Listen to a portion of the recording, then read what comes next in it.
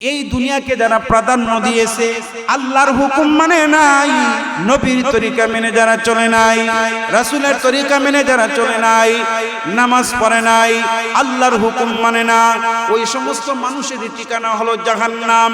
মার খেদমত যারা করে নাই, বাবার খেদমত যারা করে নাই, নবীর তরিকা মেনে যারা চলে নাই, পাঁচ ওয়াক্ত নামাজ যারা পড়ে নাই, আল্লাহ তাআলা বলেন ফাইন্নাল জাহিম হিয়াল মাওয়া।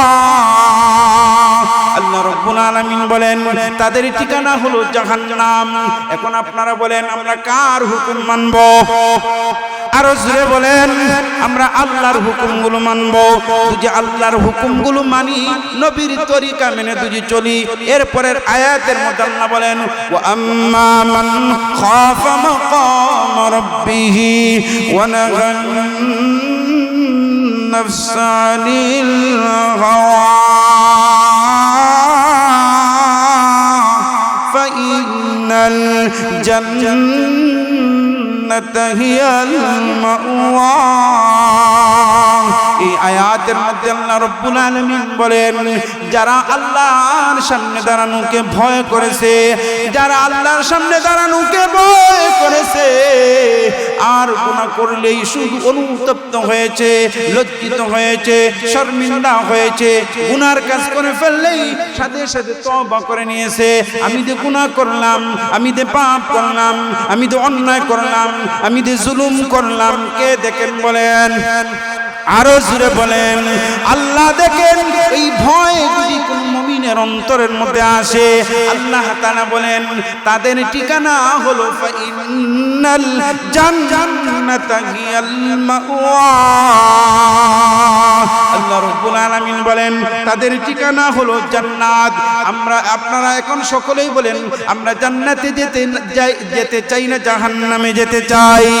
আমরা যদি জান্নাতে যেতে চাই তাহলে কার ভয় নিয়ে ইবাদত করব? আমরা আল্লাহর ভয় নিয়ে। আল্লাহর ভয় নিয়ে যদি কেউ ইবাদত করে, আল্লাহ তাআলা বলেন এ বান্দা যদি তোমরা আমার ভয়, আমার রাসূলের তরিকা মেনে যদি তোমরা চলতে পারো, আমি আল্লাহ তোমাদেরকে দিব জান্নাত। আমি আল্লাহ তোমাদেরকে এমন জান্নাত দিব, আমি আল্লাহ তোমাদেরকে জান্নাতুল ফেরদাউসের মালিক বানিয়ে দিব। সুবহানাল্লাহ বলেন আমরা পেতে চাই জান্নাতুল ফেরদাউস। যদি আমরা পেতে চাই তাহলে মুসলমান ভাইরা আমার সব সময় কার ভয় অন্তরের মধ্যে থাকতে হবে বলেন? আল্লাহর ভয়। আল্লাহর ভয় যদি মুমিনের অন্তরের মধ্যে আসে, ওই মুমিন কখনো গুনাহ করবে না। আর গুনাহ করার পরেই মনে হয়ে যাবে আমি যে গুনাহ করলাম কেউ দেখে নাই, কে দেখেন বলেন? আরো জোরে বলেন আল্লাহ দেখেন। আল্লাহর ভয় যদি এসে যায়, ওই মুমিন কখনো গুনাহ করবে না। আর গুনাহ করলেই অনুতপ্ত হয়ে, লজ্জিত হয়ে, শর্মিন্দা হয়ে আল্লাহর কাছে চোখের পানি ফালাইয়া ফালাইয়া কাঁদবে আর বলবে আল্লাহ নফসের দুঃখায় পরে আমি গুনাহ করে ফেলেছি, আল্লাহ তুমি ক্ষমা করে দাও। ও আল্লাহ তুমি যদি ক্ষমা না করো, আল্লাহ আমি কার দরবারে যাইমু? ইয়া হান্নান, ইয়া হান্নান, ইয়া হান্নান, ইয়া হান্নান, ইয়া হান্নান, ইয়া মান্নান, ইয়া যাল জালালি ওয়াল ইকরাম। আল্লাহর কাছে যদি কোনো বান্দা চোখের পানি ফালাইয়া ফালাইয়া কান্দে, আল্লাহ নফসের দুঃখায় পরে আমি গুনাহ করে ফেলেছিলাম, ও মালিক তুমি ক্ষমা করে দাও। তুমি যদি ক্ষমা না করো, আল্লাহ আমি কার দরবারে যাইমু? তোমার দরবার ছাড়া তো আমাদের যাইবার জায়গা নাই। কোন ইমানদার বান্দা যদি আল্লাহর ভয় নিয়ে চোখের পানি ফালাইয়া ফালাইয়া কান্দে, আল্লাহর নবী বলেন, আল্লাহর নবী বলেন এ পুরা চোখের পানি এত দাম, এত দাম। আল্লাহ তাআলা ওই বান্দার চোখের পানির বিনিময়ে আল্লাহ তাআলা ওই বান্দার জিন্দেগীর গুনাহ খাতা আল্লাহ তাআলা মাফ করে দিবে। আল্লাহ বলেন তুবু ইলাল্লাহ।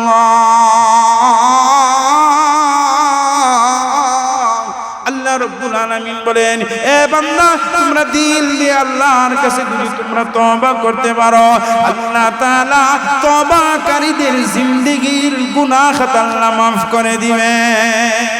ইয়াসিন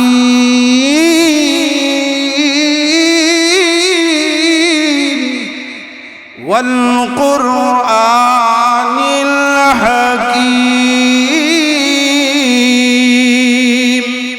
আল্লাহর নবী বলেন, নেককার সন্তান যদি মা বাবার পাশে বসে সাকরাতওয়ালা মানুষের পাশে যদি সূরা ইয়াসিন তেলাওয়াত করে, আল্লাহর নবী বলেন সাকরাতের আযাব আল্লাহ তাআলা মাফ করে দেয়।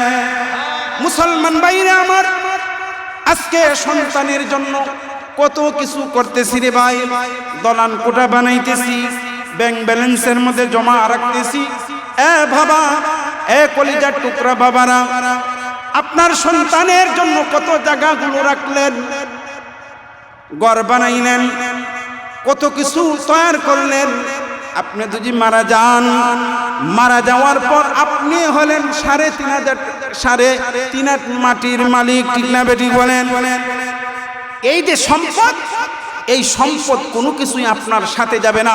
আপনার সাথে যাবে আপনার নেক আমল, আপনার সাথে যাবে নামাজ, আপনার সাথে যাবে যাকাত, আপনার সাথে যাবে হজ, ঠিক না বেটি বলেন? আজকে সামর্থ্যবান অনেক মানুষ আছে, হজ করার সামর্থ্য টাকার পরও দেখা যায় হজ আদায় করে না। আজকে অনেক মানুষ আছে নামাজ পড়ে না। আজকে মানুষ আছে, অনেক ভাই আছে দেখা যায় নামাজের কোনো খেয়াল নাই। অনেক মহিলারা আছে নামাজ পড়ে না, অনেক মহিলারা আছে নামাজ কি জিনিস জানেই না। হ্যাঁ মুসলমান ভাইরা আমার, আপনার স্ত্রীতে নামাজ পড়ে না, আপনার মেয়েদের নামাজ পড়ে না, আপনার ভাইদের নামাজ পড়ে না, আপনার অধীনস্থ যারা আছে এরা যে নামাজ পড়ে না, আপনি হাসরের ময়দানে আল্লাহর কাছে জবাব দেওয়া লাগবে। রাসূল বলেছেন কুল্লুকুম রাঈন ওয়া কুল্লুকুম মাসউলুন আন রাঈয়াতিহি। হাসরের ময়দানে অভিভাবক যারা আছো, হাসরের ময়দানে অভিভাবক যারা আছো, আল্লাহর কাছে জবাব দেওয়া লাগবে। কেন তোমার মেয়েকে নামাজি বানাইলে না? কেন তোমার সন্তানকে নামাজি বানাইলে না? কেন তোমার স্ত্রীকে নামাজি বানাইলে না? আজকে সন্তানের জন্য মিল বানাইলা, আজকে সন্তানের জন্য জায়গা সম্পত্তিগুলো রাখলা। হে মুসলমান বাবা, আজকে একটু চিন্তা করো, তুমি মরার পর তোমার তো কোনো কিছুই তোমার সাথে যাবে না, তোমার সাথে যাবে তোমার নেক আমলগুলো। আজকে আমরা কি নিয়ে যাব? এই চিন্তা যদি মানুষের অন্তরের মধ্যে থাকে, এ কখনো নামাজ ছাড়তে পারে না, এ কখনো তার মেয়েকে বেফরদা চলতে দিবে না, ঠিক না বেটি বলে? আজকে আমাদের ছেলে মেয়েরা চলে কোন পথে, বাবা কোন খোঁজ খবর নেয় না, আমার স্ত্রী কোন পথে চলে, স্বামী কোন খোঁজ খবর নেয় না, আমার বোন কোন পথে চলতেছে, ভাই হয়ে অভিভাবক হয়ে খোঁজ খবর নেয় না। মনে করো হাসরের ময়দানে তুমি আল্লাহর কাছে জবাব দেওয়া লাগবে, ঠিক না বেটি বলে? আজকে মুসলমান ভাই নিজের সন্তানগুলোর জন্য কত শ্রম, কত মেহনত করতেছি, টাকা পয়সা জমা রাখতেছি, কিন্তু এই কোনো কিছু আমার সাথে যাবে না। সন্তান আপনাকে ভুলে যাবে হাসরের ময়দানে। সন্তানগুলো আপনাকে চিনবে, পরিচয় দিবে না। মা বলবে আমার সন্তান নাই, বাবা বলবে আমার সন্তান নাই, স্ত্রী বলবে আমার বিবাহই হয় নাই, আমার সন্তানও নাই। তাহলে কেউ পরিচয় দিবে না, সকলে চিনবে, কিন্তু সকলে ইয়া নফসি ইয়া নফসি। কি জবাব দিব আল্লাহর কাছে? আল্লাহ যে আমাকে দুনিয়ার মধ্যে পাঠাইলেন, কত নিয়ামত দিলেন, হাত দিলেন, পা দিলেন, চক্ষু দিলেন, কান দিলেন, ব্রেন দিলেন, সব কিছু দিলেন, সম্পদের মালিক বানাইলেন, সম্মান দিলেন, ইজ্জত দিলেন, এলাকার মধ্যে সম্ভ্রান্ত ফ্যামিলির মধ্যে আমাকে আল্লাহ জন্ম দিয়েছিলেন। এত দামি মানুষ হয়ে কি জবাব দিব আল্লাহর কাছে? দামি কারা? আল্লাহ রাসূল বলেছেন খায়রুকুম মান তাআল্লামাল কুরআনা ওয়া আল্লামা। যারা কোরআন শিক্ষা করে তারা হলো আল্লাহর কাছে দামি। মুসলমান ভাই, এজন্য আপনার সন্তান, আপনার ছেলে, আপনার মেয়ে কেউ আপনাকে চিনার পর পরিচয় দিবে। বড় পীর আব্দুল কাদের জিলানী রহমতুল্লাহি আলাইহির নিকট একজন ব্যক্তি গিয়ে বলতেছে, হুজুর আগামী শুক্রবারে আমার বাড়ি আপনার দাওয়াত। ইমাম সাহেবরে আপনারা দাওয়াত দেন না? ইমাম সাহেবরে দাওয়াত দিন না আপনারা? তো এইভাবে ইমাম সাহেবরে আপনারা দাওয়াত দিছেন, কোন হুজুর আপনার আগামী শুক্রবারে আপনার দাওয়াত, অথবা শাবান মাসের তো 3 তারিখ দিনগা রাত্রে শাবান মাসের বরকতময় রাত আপনার দাওয়াত। হুজুরে দাওয়াত দিছে, দাওয়াত দেওয়ার পর কইছে হুজুর আপনি যাইবা। বড় পীর আব্দুল কাদের জিলানী রহমতুল্লাহি আলাইহি দাওয়াতটা গ্রহণ করলেন। পরিশেষে বড় পীর আব্দুল কাদের জিলানী রহমতুল্লাহি আলাইহি জিজ্ঞাসা করলেন, বাবা তোমার কয় ছেলে? কথা বলবেন না? মাসুক নিয়ে যাবে 1000 টাকা ইনশাআল্লাহ। তখন আলোচনাটা শুনবেন, মনোযোগ দিয়া শুনবেন। বড় পীর আব্দুল কাদের জিলানী রহমতুল্লাহি আলাইহি জিজ্ঞাসা করলেন, বাবা তোমার কয় ছেলে? কয় হুজুর আমার একটা ছেলে। 2 নম্বর জিজ্ঞাসা করলেন, তোমার কতটুকু পরিমাণ সম্পত্তি আছে? কয় আমার 3 থেকে 3.5 টাকার সম পরিমাণ সম্পত্তি আছে। তোমার কয়টা ঘর? কয় আমার একটা ঘর। পরিশেষে যখন শুক্রবারে জুমার নামাজ শেষে যখন হুজুর বাড়িতে গেলেন, রাস্তার মধ্যে একটা সুন্দর ছেলে এসে সালাম দিল, আসসালামু আলাইকুম। হুজুর কইলা, ওয়া আলাইকুম আসসালাম। তুমি কে বাবা? কয় আমি আব্দুল করিমের ছেলে। আব্দুল করিম আমার খেরে বাবা? কয় শুক্রবারে আপনারা দাওয়াত দিয়ে আইসলা, উনার ছেলে। আচ্ছা, কিছু কিছু ছেলের দিকে তাকাইলে হুজুরার মায়া লাগে, আপনারারও মায়া লাগে, ঠিক না? আজকে আমরা মা বাবা যারা আছি সন্তানগুলোকে সুশিক্ষা দেই না, আদব শিক্ষা দেই না। সন্তানকে কিভাবে বড়দের সাথে সুন্দরভাবে কথা বলবে, এই শিক্ষাগুলো আমরা দেই না। যাই হোক, সালাম দিল। সালাম দেওয়ার পর হুজুর জিজ্ঞাসা করলেন, বাবা তোমরা কয় ভাই? কয় আমরা 8 ভাই। কয় ভাই? হুজুরের মনে মনে ভাবলাম, বাপরে জিজ্ঞাসা করলাম, কইল 1 ছেলে। ফুয়ারে জিজ্ঞাসা করি, কয় 8 ছেলে, 8 ভাই। এটা সত্য মানছে না মিথ্যা? কথাগুলো মনে রাখবেন। ছেলে কইছিল, ছেলে কয় তারা 8 ভাই, আর বাপে কয় 1 ছেলে। হুজুর আবার তারে জিজ্ঞাসা করলেন, বাবারে তোমার বাবার কতটুকু পরিমাণ সম্পত্তি আছে? আমার বাপের সম্পত্তির অভাব নাই, 3 সাইলার জমিনের মালিক আমার বাপ। না নাই? আপনার এলাকার মধ্যে 4-5 জমিনের মালিক আসেনি? না নাই? 2 না আরো বেশি আছে? আচ্ছা, 3-4 জমিনের মালিক যারা আছো, আলোচনাটা শুনবা ইনশাআল্লাহ, লাভ হইব। তখন হুজুরে হওয়ার পরে, হুজুর আমার বাপের সম্পত্তির অভাব নাই, ব্যাংক ব্যালেন্সে টাকার কোনো অভাব নাই। আচ্ছা, তারপরে হুজুর জিজ্ঞাসা করলেন, বাবারে তোর বাপের কয়টা ঘর? কয় সুনামগঞ্জ আছে একটা, ঢাকা আছে একটা, লন্ডনও আছে একটা। বুঝুনি বলা না? এমন নাই? না নাই? আপনার সংগ্রামপুরও আছে, সুনামগঞ্জ আছে, আরো আগ কইলে আরো আছে। ইলে আছে না মানুষের? আর মসজিদের কথা কইলে কইব অনেক টাকা নাই, দিমুনে পড়ে। আর হুজুর সময় পাই না, আপনি আইছেন, ঠিক না? তো যাই হোক, এখন ফয় কইছে একটা, আর বাপের কথা দেখা যায় মিল নাই। মিল আছে নি? কথাটা আবার কই, বাপরে হুজুরে জিজ্ঞাসা করছিল, কইছিল কয় ছেলে? আবার জুড়ে কন্যা সকলে কন্যা, কয় ছেলে? 1 ছেলে। পরে জিজ্ঞাসা করার পরে তারা কয় ভাই? কইছে 8 ভাই। সম্পত্তি বাপের টান কতটুকু কইছিল? 3 থেকে 3.5 টাকার। ছেলে কয় টাকার অভাব নাই, গড় কয়টা? গড়ের অভাব নাই। এখন হুজুরে কই গেছেন, হুজুর সালাম দিছে, সালাম তো ওয়ালাইকুম। আগে করে বাবা তুই আমার সাথে মিশা কেন কথা বললি? তোরে আমি জিজ্ঞাসা করলাম তোর কয় ছেলে? তুই কইলে তোর 1 ছেলে। তোর ছেলেরে জিজ্ঞাসা করলাম, ছেলে হয় তারা 8 ভাই, তে আমার সাথে মিথ্যা কেন বললাম?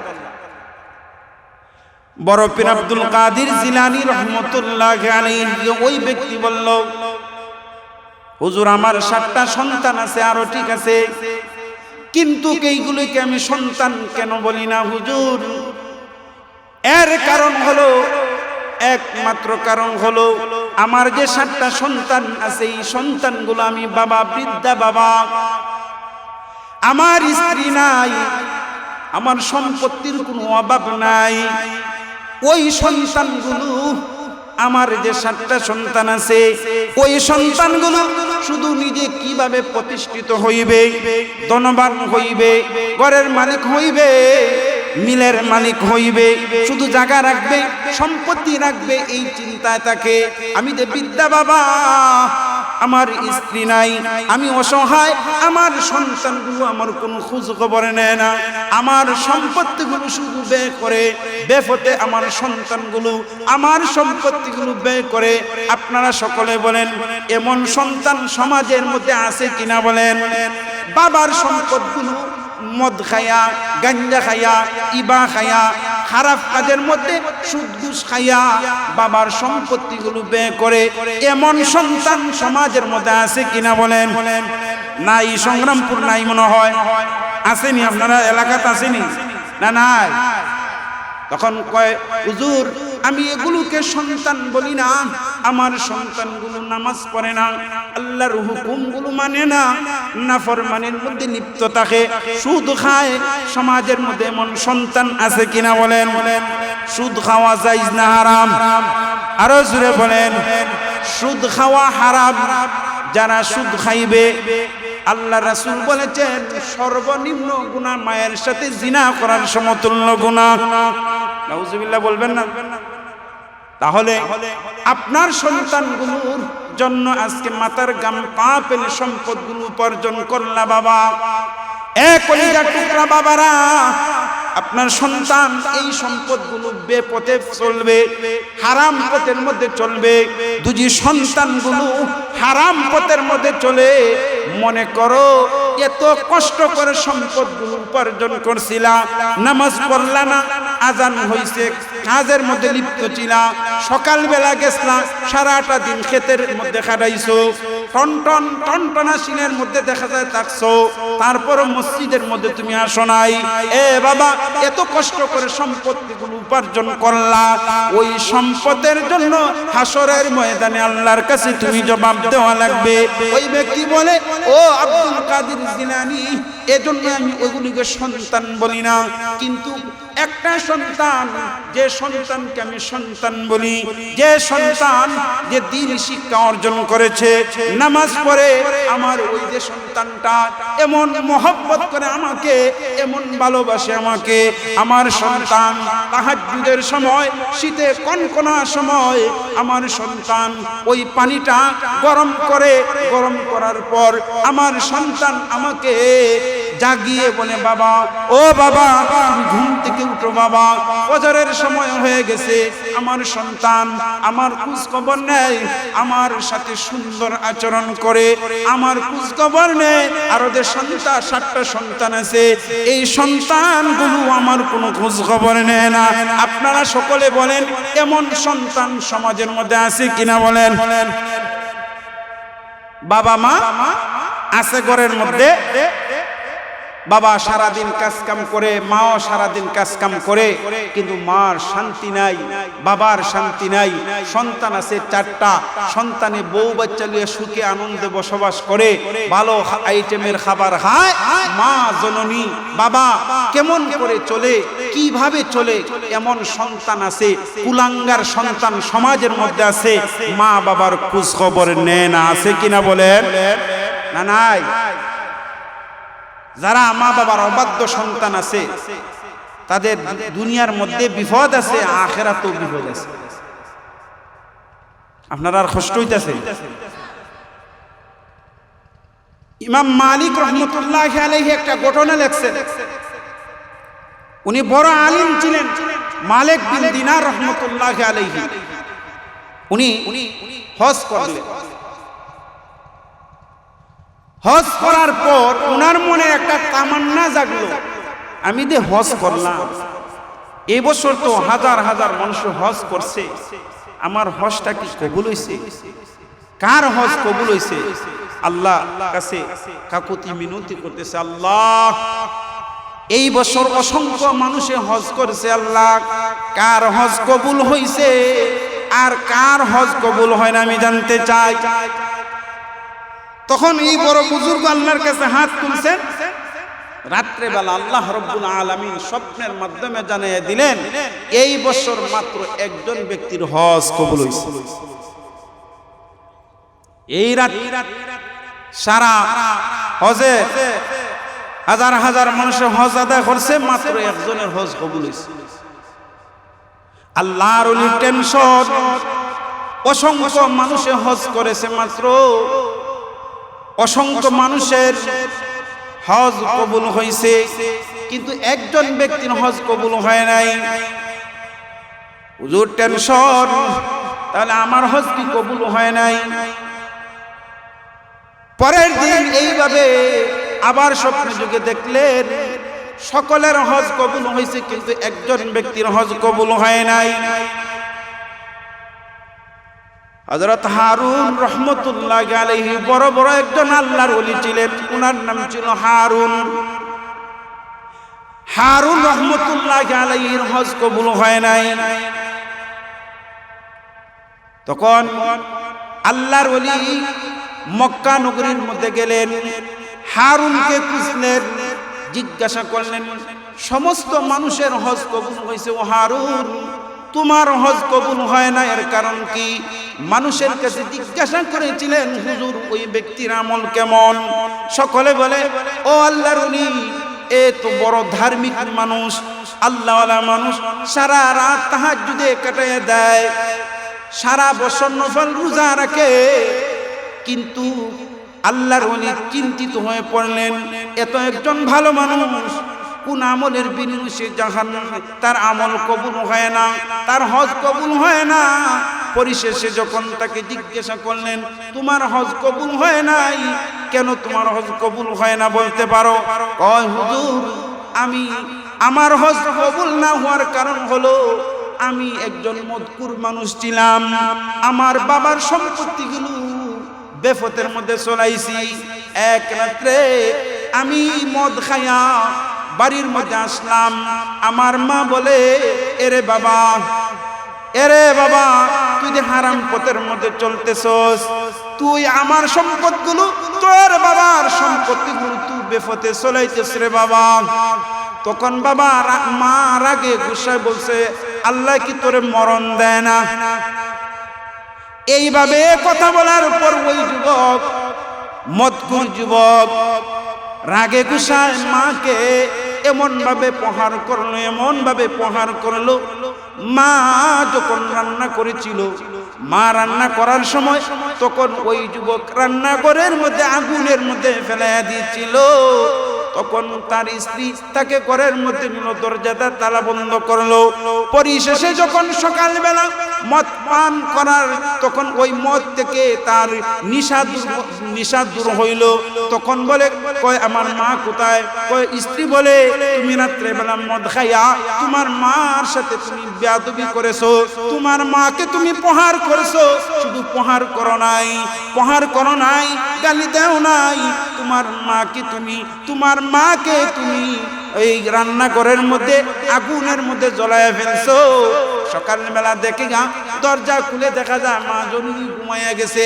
এই যুবক ভাইরা, ওই দেখেন একজন আল্লাহর ওলি তাহাজ্জুদের নামাজ পড়তো আর আল্লাহর ঘর হজ আদায় করছে। একাধারে 40 বছর পর্যন্ত আল্লাহর কাছে শুধু চোখের পানি ফেলাইয়া কাঁদছে, কিন্তু দেখা যায় তার ইবাদত বন্দেগী কোনো কিছু কবুল হয় না। পরিশেষে ওই যুবককে বললেন, আরে যুবক, এখানেই তো সমস্যা, তোমার মার সাথে বেয়াদবি করার কারণে তুমি যতই ইবাদত বন্দেগী করো, ও হারুন, তোমার ইবাদত তো কবুল হয় নাই। তখন ওই যুবক আল্লাহর কাছে এমন ভাবে কাকুতি মিনতি করেছিল, আল্লাহর কাছে চোখের পানি ফেলাইয়া কাঁদছিল। আল্লাহ তাআলা ওই কান্দার বিনিময় আল্লাহ তাআলা তাকে মাফ করে দিয়েছিলেন। মুসলমান ভাইরা আমার, এজন্য আপনার মা বাবা যাদের আছেন, এ ভাইরা, তোমার মার খেদমত তুমি করবা, তোমার বাবার খেদমত যদি তুমি করতে পারো, মা যদি তোমার জন্য দোয়া করেন। এই সবাই বরাতের রাত্রিতে আমরা ইমাম সাহেবের কাছে যাই, মার জন্য দোয়া চাই, সন্তানের জন্য দোয়া চাই, অভাব অনটন দূর করার জন্য দোয়া চাই।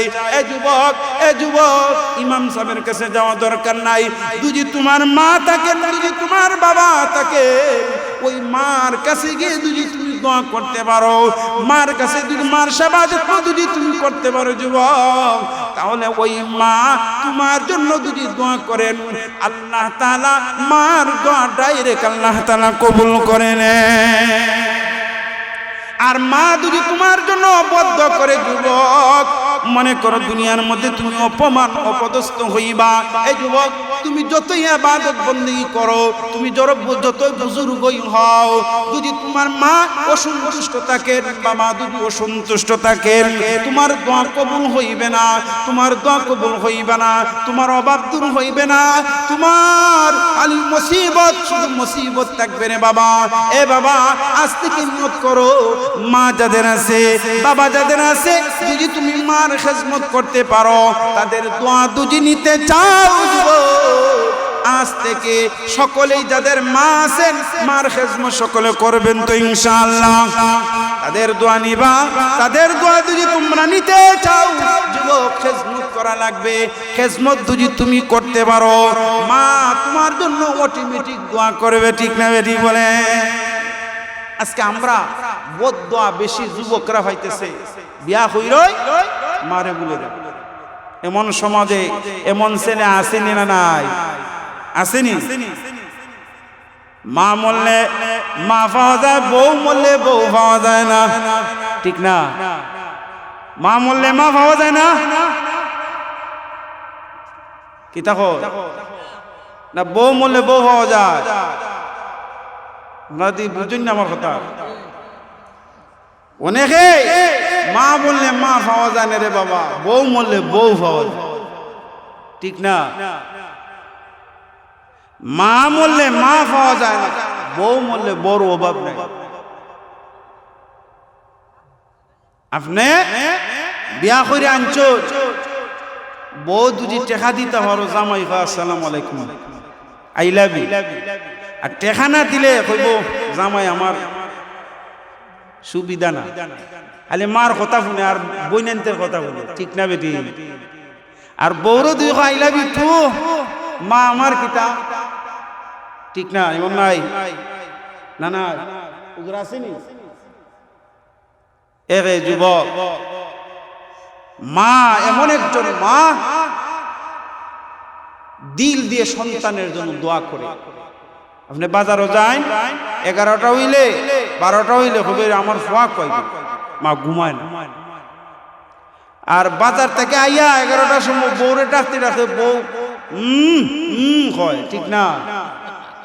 হ্যাঁ, কি তখন আপনারা হয়। আর এক দরজার মধ্যে একটা দুই ডাক দো মাই, সাথে সাথে মা করে ফুত আইছি, দর কুলতাছি না, কি হন আপনারা? মা তো মাও, মায়ের মতো আর দরদি আর কেউ নাই। 10 মাস 10 দিন মা পেটের মধ্যে রাখছ, কত লাথি দিলাম, কত গুতা দিলাম। আজকে ওই মারে আমরা ভুলে যাই। বউ ভাইয়া, শ্বশুরি ভাইয়া, আমরা মারে ভুলি। এজন্য যুবক ভাইরা, মার দোয়া নেন, দুর্নীতি পাইবা। মার দোয়া নেন, সম্মান পাইবা। বাবার দোয়া নেন, সম্মান পাইবা। এই যে এইখানের মধ্যে বসা একমাত্র মা আর বাবার দোয়া। এখানে বউয়ার যোগ্যতা নাই, বাবা দোয়া হইরা গেছ না, আল্লাহ তোমার ইজ্জত দিব। এই বাবার দোয়ার বদলতে আল্লাহ এখানের মধ্যে বসাইছে। কি হয় আপনারা? বাবা মা মেহনত না করলে কি কখনো সন্তান মানুষ হবে? প্রতিষ্ঠিত হতে পারবে না। আপনি যদি প্রতিষ্ঠিত হয়েছেন মার বাবার কারণে, আপনারা কষ্ট নেবেন না বাবা। আজকে মা বাবা খুব কষ্টের মধ্যে থাকে, সন্তানগুলো মা বাবাকে ভুলে যায়, বাবা মাকে ভুলে যায়। তো আমি আপনাদের সামনে যে আয়াত তেলাওয়াত করেছিলাম, এই আয়াতের আলোচনা ইনশাআল্লাহ আসবে। তার আগে উদাহরণ দিয়ে বুঝাইলাম যে আপনারা যদি দোয়া কবুল করতে চান, আপনারা যদি দোয়া আল্লাহর কাছে ডাইরেক্ট কবুল করতে চান, কার খেদমত করবেন বলেন? মা বাবার খেদমত যদি করো, তুমি ওলি হয়ে যাইবা। মার খেদমত যদি করো, দুনিয়ার যত আফত বিপদ আছে আল্লাহ রক্ষা করে দিবা। বনি ইসরাইলের 3 জন ব্যক্তি ছিল, 3 জন ব্যক্তির কথা বলার টাইম নাই। 3 ব্যক্তি সফরে বাহির হলো, সফর থেকে যখন বাড়ির দিকে ফিরলো, ঘূর্ণিঝড় আসলো। ঘূর্ণিঝড় থেকে বাঁচার জন্য একটা গুহার মধ্যে ঢুকলো। ওই গুহা পাহাড় থেকে একটা পাথর, বিরাট বড় একটা পাথর এসে ওই গুহাটা যে ফাঁকটা আছে পাথর দিকে ঢেকে দিল। ঘূর্ণিঝড় যখন ছাড়লো, ছাড়ার পর তখন তারা দেখা যায় ওই বিরাট বড় একটা পাথরে এই ফাঁকটা ভরে গেছে। এখন দেখা যায় তারা শত চেষ্টা করার পর দেখা যায় এই পাথরটা সরাইতে পারেন না। পরিশেষে 3 ব্যক্তি 3টা দোয়া করেছিল। 3 বন্ধু পরামর্শ করলো, বন্ধু এখন জীবিত থাকার পরও আমরা না খায় মরতে হইব। এ বন্ধু, দুনিয়ার মধ্যে যদি এমন কোনো ভালো কাজ করে থাকো, এমন কোনো ভালো কাজ করো, এমন কোন ভালো কাজ যদি করে থাকো আল্লাহর কাছে তোমরা দোয়া করো। হতে পারে ভালো কাজের বিনিময় আল্লাহ তাআলা আমাদেরকে বিপদ থেকে আল্লাহ রক্ষা করতে পারে। 3 ব্যক্তির মধ্যে একজন ব্যক্তি আল্লাহর কাছে মুনাজাত করল, রব্বে কারিম আল্লাহ, আমি তো আমার বৃদ্ধা মাকে অনেক ভালোবাসতাম, আমি আমার মাকে এমন ভালোবাসতাম, আমি দুধ দহন করে বিক্রয় করতাম। আমি যতক্ষণ পর্যন্ত আমার মাকে প্রথম লুকমাটা আমি দিতাম না, প্রথম লুকমা না দেওয়ার পর না দিয়ে আমার সন্তানগুলোকে আমি খাবার দিতাম না। আল্লাহর কাছে বলে, আল্লাহ ও মালিক, আচ্ছা কালেকশন ফর হইব ইনশাআল্লাহ, আপনারা পরে লেখা হইব, আপনারা বই। ও মালিক আল্লাহ, আমি তো আমার মার খেজমত গুলো করছি, ও আল্লাহ একদিনের ঘটনা, সে বলে আমার দুধ বিক্রয় করতে এসে দুধ বিক্রয় করতে করতে রাত্রে হয়ে গেল। আমি প্রতিদিন ওই সর্বপ্রথম লুকমা আমার মাকে দিতাম, কিন্তু আমার মা আমি খাবার এনে দেখি আমার জনমদুঃখিনী মা ঘুমিয়ে পড়েছেন। এদিকে সন্তানরা শুধু খাবারের জন্য শুধু চটপট চটপট করতেছে আর বলতেছে, মা খাবার দাও, খাবার দাও। বাবা যখন খাবার নিয়ে আসলো, দেখা যায় জনম দুঃখিনী মা দেখা যায় ঘুমিয়ে পড়েছেন। তখন ওই সন্তানগুলো কিদার যন্ত্রণা শুধু চটপট চটপট করতেছিল, খাবার দেয় নাই। সকালবেলা যখন মা ঘুম থেকে উঠলো, প্রথম লুকমাটা দিল, তারপর সন্তানগুলোকে দিল। ওই ছিল মা ভক্ত সন্তানরা আছে। আজকে পৃথিবীর মধ্যে এমন সন্তানরা আছে শুধু নিজের জন্য করে, মা বাবাকে খোঁজ খবর নেয় না। নিজের সন্তানের জন্য কত কষ্ট করে, কিন্তু জনম দুঃখিনী মার জন্য তো আমি দুনিয়ার মধ্যে আসলাম, একটু চিন্তা করে না। এ ভাই, আমি তো আসলাম আমার মা বাবার মাধ্যমে। আমার মা যদি না আসতেন তাহলে আমি তো আসতাম না, আমার বাবা না আসলে আমি তো আসতে পারতাম না। বাবা এত কষ্ট করলেন, এত মেহনত করলেন, তারপর আমরা কেমন করে মা বাবাকে ভুলে যাই? এজন্য মুসলমান ভাইরা আমার, আমরা সব সময় মার খেজমত করব, বাবার খেজমত যদি আমরা করতে পারি, আল্লাহর রাসূল বলেছেন মা যদি খুশি থাকে, বাবা যদি খুশি থাকে, আল্লাহর তৈরি জান্নাত তোমার জন্য ওয়াজিব হয়ে যাবে। সুবহানাল্লাহ বলে। এজন্য আল্লাহ রাব্বুল আলামিন বলেন, মার খেজমত যদি তোমরা করতে পারো, বাবার খেজমত যদি তোমরা করো, আর মা যদি খুশি থাকেন, বাবা যদি খুশি থাকেন, আল্লাহর তৈরি জান্নাত তোমার জন্য ওয়াজিব হয়ে যাবে। এজন্য সূরা নাজিয়ার কয়েকখানা আয়াত পড়ছিলাম। এই আয়াতের মধ্যে আল্লাহ রাব্বুল আলামিন 2টা কর্মসূচি দিয়েছেন। প্রথম নম্বর কর্মসূচিটা হলো আম্মা মান তাগা ওয়া আসারাল হায়াতাদ দুনিয়া ফাইনাল জাহিমা হিয়াল মাওয়া। এই আয়াতের মধ্যে আল্লাহ রাব্বুল আলামিন বলেন, যারা এই দুনিয়াকে প্রাধান্য দেয়, যারা সীমা লঙ্ঘন করে, এই দুনিয়াকে যারা প্রাধান্য দিয়েছে, আল্লাহর হুকুম মানে নাই, নবীর তরিকা মেনে যারা চলে নাই, রাসূলের তরিকা মেনে যারা চলে নাই, নামাজ পড়ে নাই, আল্লাহর হুকুম মানে না, ওই সমস্ত মানুষের ঠিকানা হলো জাহান্নাম। মার খেদমত যারা করে নাই, বাবার খেদমত যারা করে নাই, নবীর তরিকা মেনে যারা চলে নাই, পাঁচ ওয়াক্ত নামাজ যারা পড়ে নাই, আল্লাহ তাআলা বলেন ফাইন্নাল জাহিমা হিয়াল মাওয়া।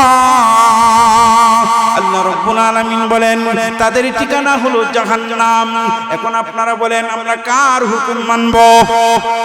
আরো জোরে বলেন আমরা আল্লাহর হুকুমগুলো মানব।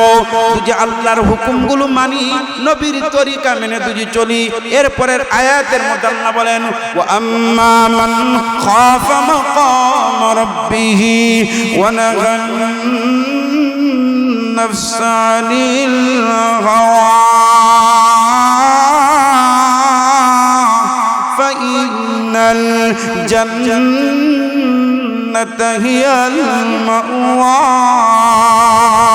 এই আয়াতের মধ্যে আল্লাহ রাব্বুল আলামিন বলেন যারা আল্লাহর সামনে দাঁড়ানোকে ভয় করেছে, যারা আল্লাহর সামনে দাঁড়ানোকে ভয় করেছে, আর গুনাহ করলেই শুধু অনুতপ্ত হয়েছে, লজ্জিত হয়েছে, শর্মিন্দা হয়েছে, গুনার কাজ করে ফেললেই গুনাহ করার কারণে সাথে সাথে তওবা করে নিয়েছে, আমি যে গুনাহ করলাম, আমি যে পাপ করলাম, আমি যে অন্যায় করলাম, আমি যে জুলুম করলাম, কে দেখেন বলেন? আরো জোরে বলেন আল্লাহ দেখেন। এই ভয় যদি কোন মুমিনের অন্তরের মধ্যে আসে, আল্লাহ তাআলা বলেন তাদের ঠিকানা হলো ফাইন্নাল জান্নাতা হিয়াল মাওয়া। আল্লাহ রাব্বুল আলামিন বলেন তাদের ঠিকানা হলো জান্নাত। আমরা আপনারা এখন সকলেই বলেন আমরা জান্নাতে যেতে চাই না জাহান্নামে যেতে চাই?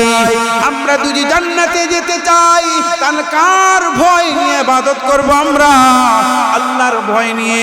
আল্লাহর ভয় নিয়ে যদি কেউ ইবাদত করে, আল্লাহ তাআলা বলেন এ বান্দা যদি তোমরা আমার ভয়, আমার রাসূলের তরিকা মেনে যদি তোমরা চলতে পারো, আমি আল্লাহ তোমাদেরকে দিব জান্নাত। আমি আল্লাহ তোমাদেরকে এমন জান্নাত দিব, আমি আল্লাহ তোমাদেরকে জান্নাতুল ফেরদাউসের মালিক বানিয়ে দিব। সুবহানাল্লাহ বলেন। আমরা পেতে চাই জান্নাতুল ফেরদাউস। যদি আমরা পেতে চাই তাহলে মুসলমান ভাইরা আমার সব সময় কার ভয় অন্তরের মধ্যে থাকতে হবে বলেন? আল্লাহর ভয়। আল্লাহর ভয় যদি মুমিনের অন্তরের মধ্যে আসে, ওই মুমিন কখনো গুনাহ করবে না। আর গুনাহ করার পরেই মনে হয়ে যাবে আমি যে গুনাহ করলাম কেউ দেখে নাই। কে দেখেন বলেন? আরো জোরে বলেন আল্লাহ দেখেন। আল্লাহর ভয় যদি এসে যায়, ওই মুমিন কখনো গুনাহ করবে না। আর গুনাহ করলেই অনুতপ্ত হয়ে, লজ্জিত হয়ে, শর্মিন্দা হয়ে আল্লাহর কাছে চোখের পানি ফালাইয়া ফালাইয়া কাঁদবে আর বলবে আল্লাহ নফসের দুকায় পরে আমি গুনাহ করে ফেলেছি, আল্লাহ তুমি ক্ষমা করে দাও।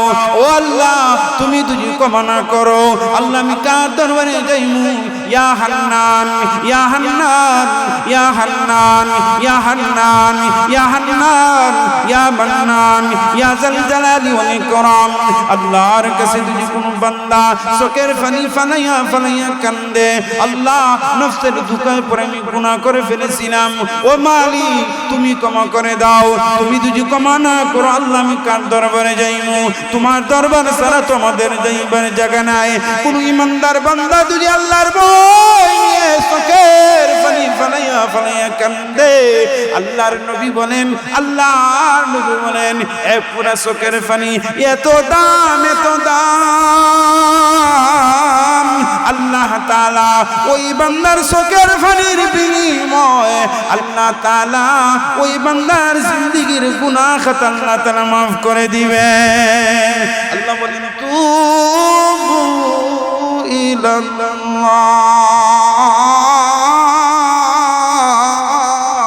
আল্লাহ রাব্বুল আলামিন বলেন এ বান্দা তোমরা দিল দিয়ে আল্লাহর কাছে যদি তোমরা তওবা করতে পারো, আল্লাহ তাআলা তওবাকারীদের জিন্দেগীর গুনাহ খাতা আল্লাহ মাফ করে দিবে। এজন্য মুসলমান ভাই, আমরা নফসের দুখায় পড়ে গুনাহ করে ফেলেছি। এখন সময় আছে, এখনো সময় আছে। আর কখনো নামাজ ছাড়িও না বাবা, আর কখনো রোজা ছাড়িও না বাবা। আজ থেকে নিয়ত করেন, সামনে রমজান আসতেছে, আজ থেকে কখনো রমজানের রোজা আমরা ছাড়বো না। কে 30টা রোজা রাখার ইরাদা করেন, আর কখনো রমজানের রোজা আমরা ছাড়বো না। ইনশাআল্লাহ সকলে রাখবেন তো ইনশাআল্লাহ? মুসলমান ভাইরে আমার, এমন একটা সামনে রজনী আসতেছে, বরকতময় রজনী আছে। এই রজনীর জন্য আমরা সকলে প্রস্তুতি নেই। এজন্য মুসলমান ভাই, এই রাত্রে এই যে সামনে শাবান মাস আসতেছে, বরকতময় মাস, মাগফিরা, এই মাসে আল্লাহর কাছে চাইলে, ইবাদত করলে, এই রজনীতে আল্লাহর কাছে চাওয়ার কথা আল্লাহ রাসূল বলেছেন। এজন্য আমরা সকলে চাইতে রাজি আছি তো ইনশাআল্লাহ? এই জন্য এই সামনের রজনীতে 4 শ্রেণীর ব্যক্তির দোয়া কবুল হয় না। কয় শ্রেণী ব্যক্তির বলেন? 4 শ্রেণী ব্যক্তির দোয়া কবুল হয় না। এই প্রকারগুলো বলি, আপনারা শুনতে রাজি আছেন তো ইনশাআল্লাহ?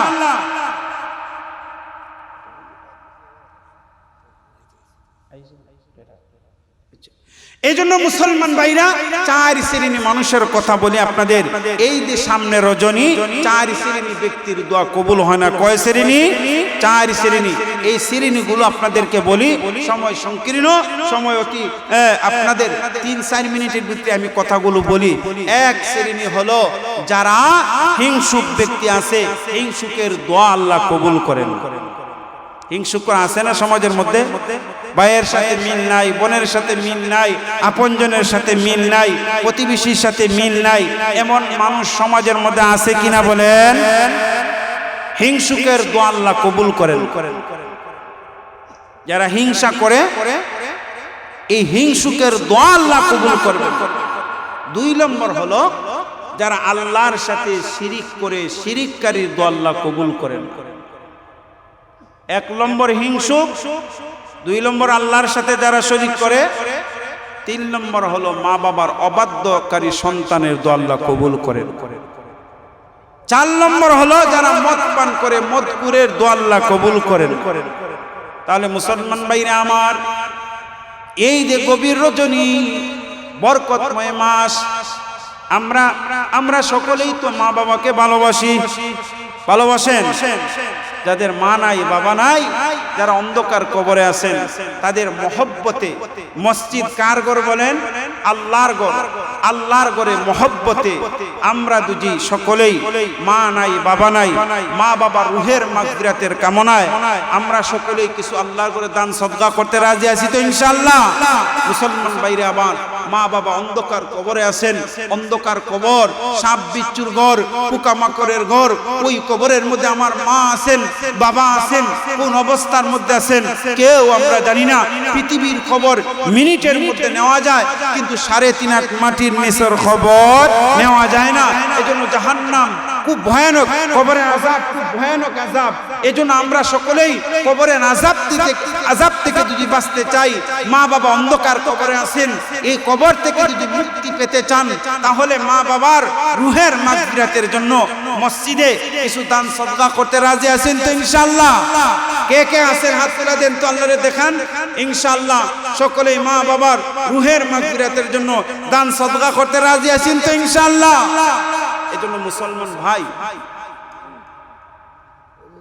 মাসুক মিয়া সাহেব 1000 টাকা